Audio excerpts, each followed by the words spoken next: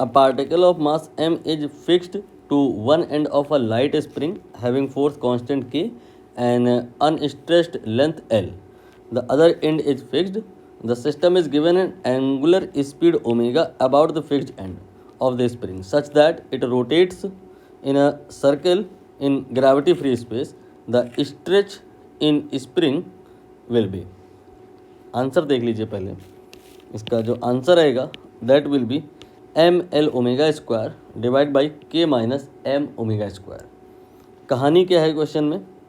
सबसे पहले एक स्प्रिंग बनाइए, ये है स्प्रिंग राइट, और इस स्प्रिंग के दो एंड हैं, उसमें से लेफ्ट वाले एंड को आपने फिक्स कर दिया है।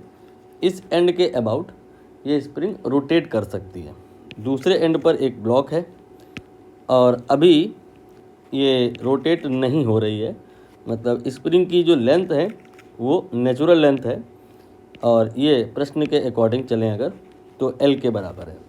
ठीक है, फिर इसे आपने क्या किया, हॉरिजॉन्टल प्लेन में रोटेट कराया। कहीं कोई ग्रेविटी नहीं है ऐसा प्रश्न में ही कहा है, तो नीचे mg ये सब नहीं लगेगा।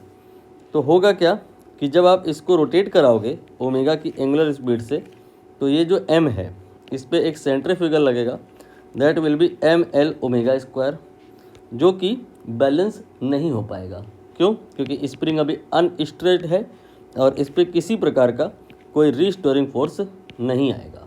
लेकिन इस फोर्स की वजह से ये ब्लॉक जो है राइट साइड को मूव करेगा और स्प्रिंग में एलोंगेशन आएगा। ये स्प्रिंग एलोंगेट हो गई और अब इसकी लेंथ L प्लस एक्स हो गई है। और एलोंगेशन की अगर बात करें तो सपोज़ करिए वो x हो गया है और अब जो ब्लॉक है इसमें इक्विलिब्रियम आ जाएगा। इक्विलिब्रियम आने का मतलब इसमें फोर्स बैलेंस हो जाएगा। इस तरफ को जो फोर्स लगेगा दैट विल बी m, यहाँ पर अब जो रेडियस होगा सर्कल का that will be L plus X then omega square. और रिस्टोरिंग फोर्स कितना होगा?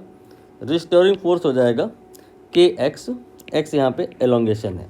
रिस्टोरिंग फोर्स स्प्रिंग की जो लेंथ होती है उस पर डिपेंड नहीं करता है, जितनी स्ट्रेचिंग हुई है उस पर डिपेंड करता है। स्ट्रेचिंग अमाउंट यहाँ पे x है और यही हमें निकालना है।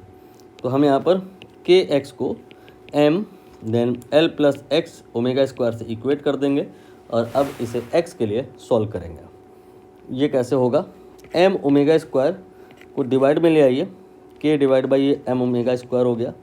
देन इधर आएगा L plus x divide by x.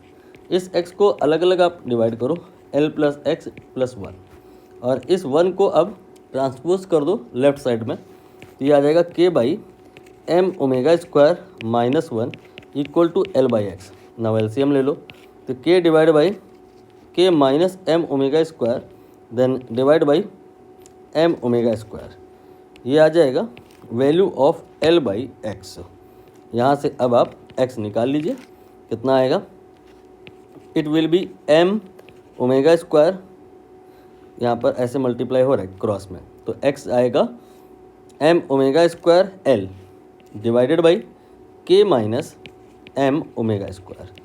देख लीजिए यहाँ पर यही लिखा हुआ है m L omega square, m L omega square, k minus m omega square.